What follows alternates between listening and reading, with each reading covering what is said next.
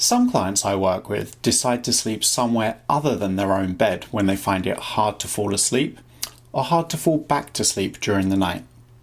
So when they're in bed and sleep just isn't happening, they might move to the couch or the spare bedroom or even move to the floor. Sometimes they find it easier to sleep in these places, but sometimes not. Regardless of the outcome, I'm often asked whether it's okay to sleep in these places, and the answer depends on the long-term goal. And this is what I'm going to be talking about in today's video. Hi, I'm Martin Reed. If you have insomnia, I offer sleep coaching programs that will give you all the skills and support you need to enjoy better sleep for the rest of your life. You can learn more at insomniacoach.com. As I've discussed in previous videos, the mind is very good at forming associations. For people who usually sleep well, their mind usually associates the bed with relaxation and sleep. For people who do not usually sleep well, their mind might associate the bed with unpleasant wakefulness. If our mind has associated the bed with unpleasant wakefulness, we might experience worry or anxiety as soon as we get into bed, as soon as we wake during the night, or even whenever we think about going to bed or when bedtime approaches. Because this worry and anxiety can feel unpleasant, our default behaviour might be one of avoidance. We might avoid going to bed in order to avoid the worry and anxiety associated with being in bed. This can lead to us choosing not to even attempt to sleep in our own bed or to sleep somewhere else whenever we find it hard to sleep. Although this behaviour is completely understandable, it can be a problem if our long-term goal is to sleep well in our own bed. Because every minute of sleep we get on the couch, for example, is a minute spent reinforcing an association between the couch and sleep rather than the bed and sleep. In other words, every minute spent sleeping on the couch is a minute of missed opportunity to create a stronger association between our own bed and sleep. Now, if your long-term goal is to sleep on the couch or in the spare bedroom or in a comfy chair and you sleep just fine in those places, there's no need to change anything. However, if your long-term goal is to sleep well in your own bed, it can be helpful to ensure that your bed is the only place you allow yourself to sleep. This might lead to some additional sleep disruption in the short term as you begin to retrain yourself to associate the bed with sleep. But thanks to the undeniable power of sleep drive, if you only allow yourself to sleep in your own bed, then that is where you will start to sleep. Now, don't get me wrong, sometimes the temptation to sleep somewhere else, especially in the middle of the night when you feel desperate for sleep, can be overwhelming. For example, you might get out of bed during the night because being in bed doesn't feel good. You might move to the couch to read or watch some TV. So far, so good. You might then start to feel very sleepy and you're faced with two choices.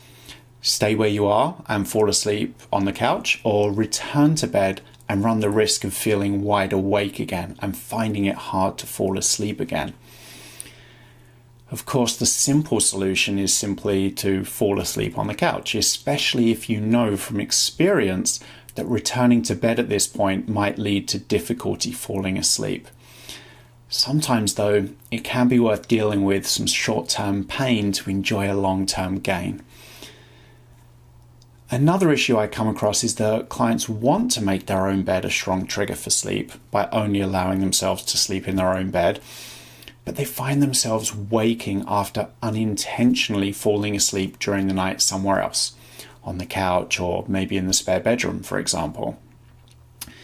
If that happens, there's little point in feeling upset or frustrated. If you're still within your chosen sleep window, simply move to your bed and go from there. Moving forward, there are some things you can do to help lower the risk of falling asleep outside of your bed during the night. First of all, it can be helpful to avoid lying down when you aren't in your bed.